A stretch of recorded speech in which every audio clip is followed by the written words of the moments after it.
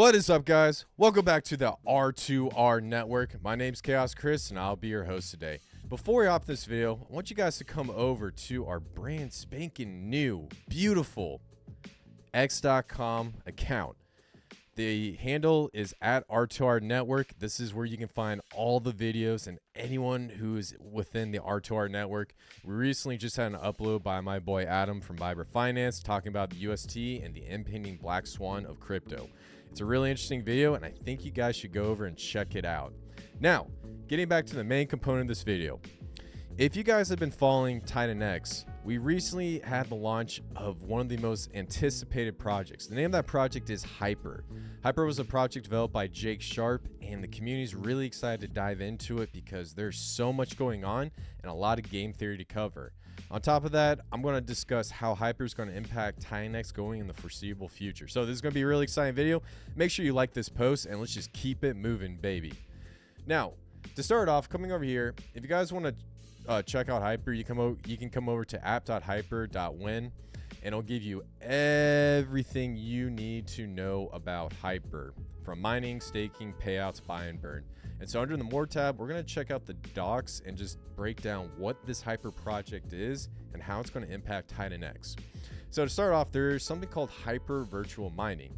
And in Hyper, you create your own coins with your own private keys through your own effort via virtual mining it into existence. Hyper is built with self-custody, censorship resistance, and pure DeFi DNA at its core.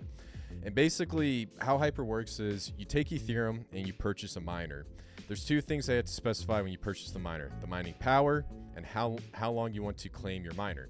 Now, if we come back over here to the Hyper app, you can see that you can create a miner right here, and the max length to produce a miner is 88 days, and the max power is going to be 10,000.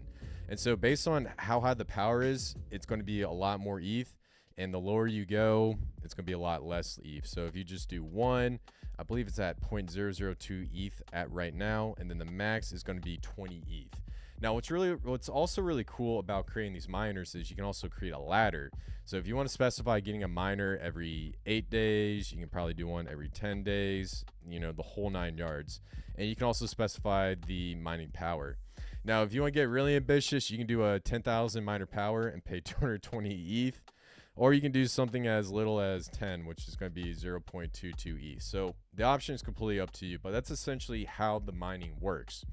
Now, when you go in and you purchase these miners, the ETH is distributed for three things. Number one, buy TitanX. Number two, burn Hyper.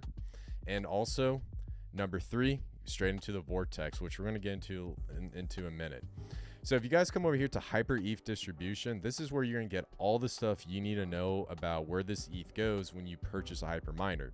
So starting off with step one, 89% of the ETH gets sent to a decentralized buy TitanX smart contract to buy TitanX off the market via the Uniswap V3 pair. The TitanX gets distributed as seen in step two, which we're going to talk about in a second.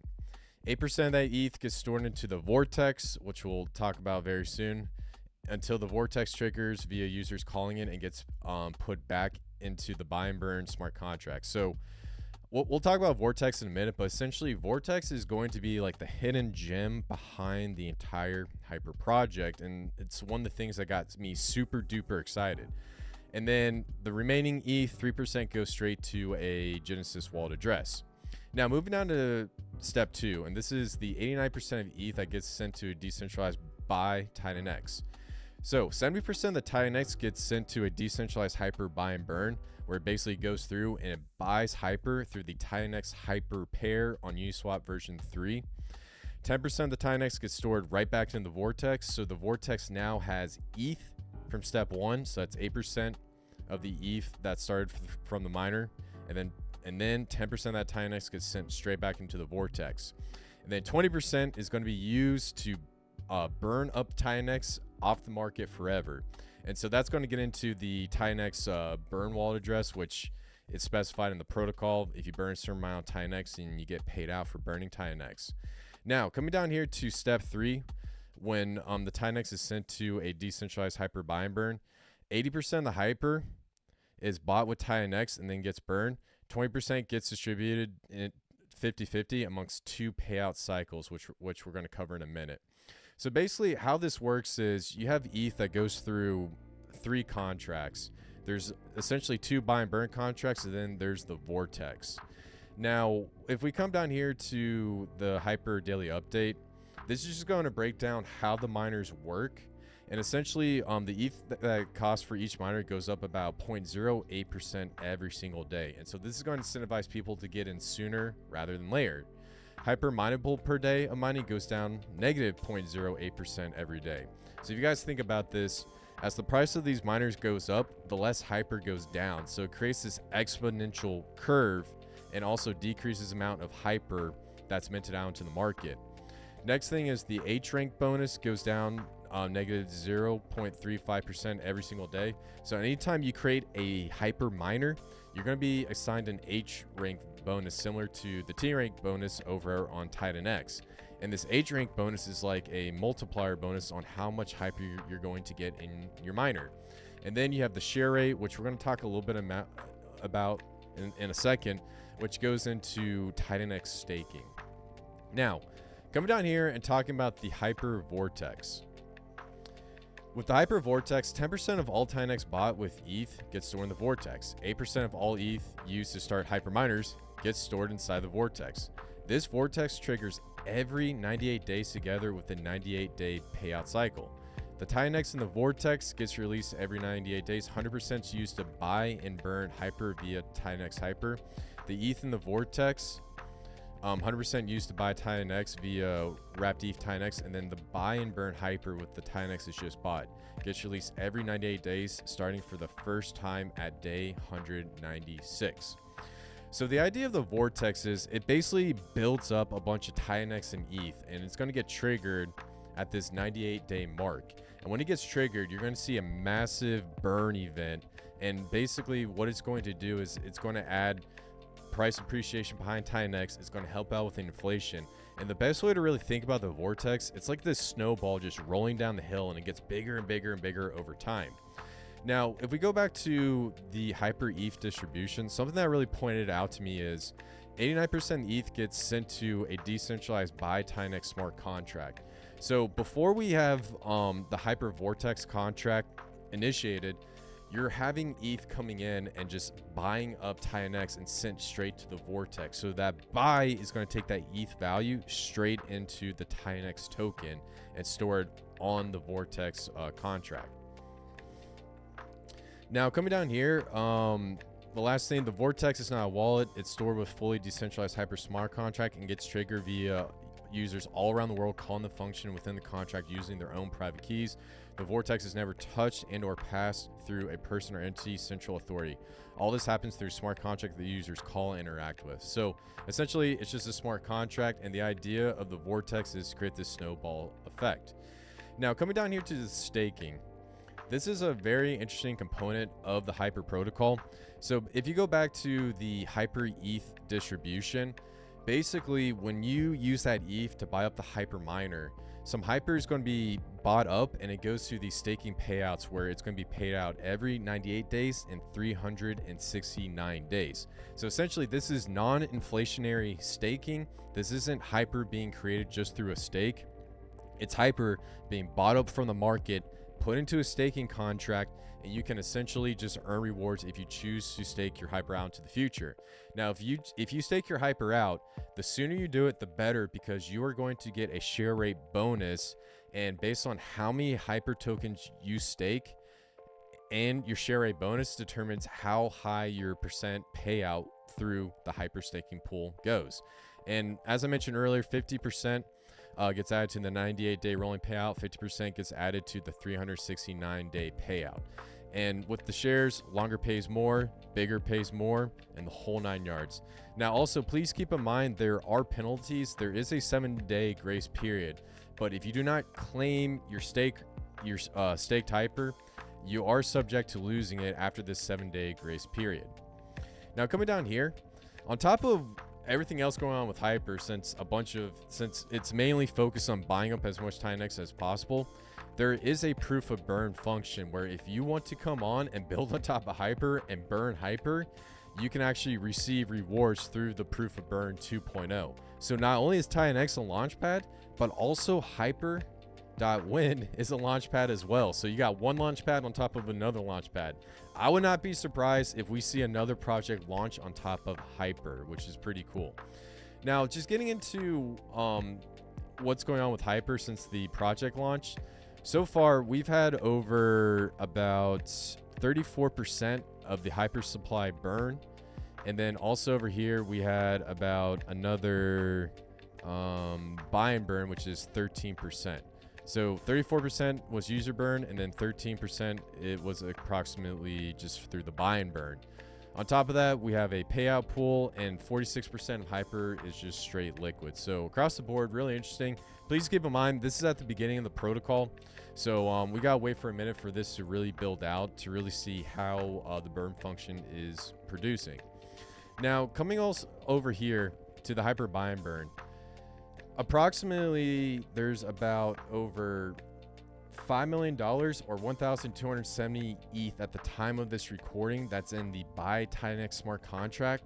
And then over at the Hyper buy and burn, there's approximately $386,000 worth of TitanX in the Hyper buy and burn right here. And then in the Vortex, the legendary Vortex, there's $500,000 worth of ETH, and there's about $64,000 worth of TitanX. So you got 3 smart contracts working right here. You got some ETH ready to buy up some TitanX. You got the Hyper buy and burn, which is just storing TitanX that's going to be used to buy Hyper off the market. And then you got the Vortex, which is going to activate every 98 days, and that's just going to add more ETH and TitanX to the buy and burn of not only TitanX but also Hyper. So really, really exciting stuff to see these types of numbers, and it's only been about 2 days across the board.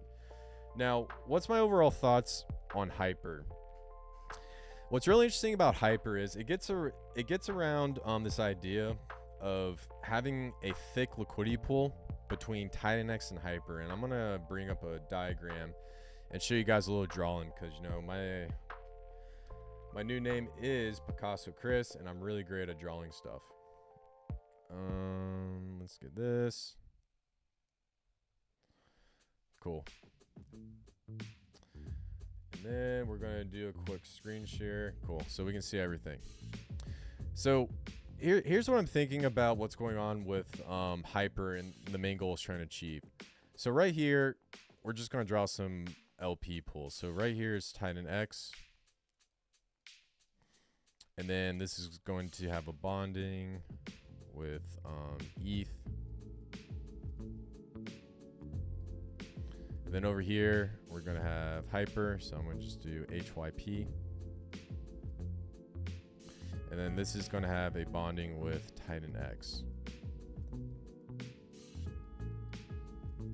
Cool. Now let's change up this color. So basically, in each of these LPs, there's going to be a separate token price for TitanX. So TitanX has a separate price here. And then we'll put a $sign. And then TitanX over here has a separate price as well. And so ultimately the goal is you have the TitanX buy wallet, you have the Hyper buy and burn wallet, and then you also have the Vortex. And so each of 3 of these functions is just adding value to the Hyper and this TitanX LP. And so if the price of the TitanX increases in this pool, well, this is going to incentivize arbitrage traders to buy up TitanX and then sell it into this pool for a profit. So let's say TitanX is like 0.001 in this pool, and then let's say TitanX is 0.0005 in this pool. That means they'll take TitanX from this pool, buy that sucker up, and then sell it for 100% profit into this next pool over here. So why is this important? All these LPs are going to be under Uniswap version 3. That means all the fees are just going to get burnt off and just basically burn TitanX and Hyper across the board. So not only do we see Hyper and TitanX being burned through the Hyper protocol, but this arbitrage opportunity is going to incentivize the fees well, it's going to incentivize arbitrage bots to trade between each of these pools. And through those fees, you're going to see more and more TitanX and Hyper burnt off the market. And so with these thick LPs, it's going to add this added deflationary mechanism. Now, please keep in mind, the thickest LP between Hyper is going to be with the TitanX token. There's not going to be a thick LP between Ethereum. So the only way to get Hyper is you have to go through TitanX first. So you have to go in, buy TitanX, and then take TitanX and then purchase Hyper. And then anyone who decides to claim their miner, they actually have to take Hyper, sell it for TitanX, and then sell it into ETH through this other LP on the TitanX protocol.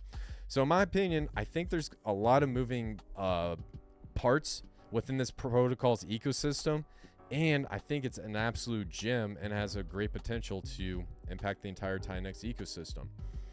Now, coming over here to the TitanX Stats is the next thing I want to take a look at. We can take a look at how Hyper has performed in the first 2 days, and so far across the board we had over $585,000 worth of TitanX that's being locked in the vortex. And one of the great features about the vortex is all it does is it locks that TitanX, so it's removing TitanX from the market. On top of that, the Hyper buy and burn has burned over $130,000 worth of TitanX as well. And so we see this chart so far, we had approximately 1.43% of TitanX being burnt by just Hyper alone. And that's absolutely crazy because it's done a lot more compared to DragonX and Helios starting day one. So in my opinion, as this protocol continues to build out, we're going to see Hyper burn a lot more TitanX off the market. And also there's going to be a lot of arbitrage opportunities across the board for the TitanX ecosystem, because you might have someone who owns TitanX that wants to take advantage of buying Hyper, and then vice versa. So overall, I really like what's going on here. Now, some things that we need to talk about. What's going on with TitanX right now? If you guys have been taking a look at the price, and I'll pull that up right here. I'm going to pull up TitanX. Oh.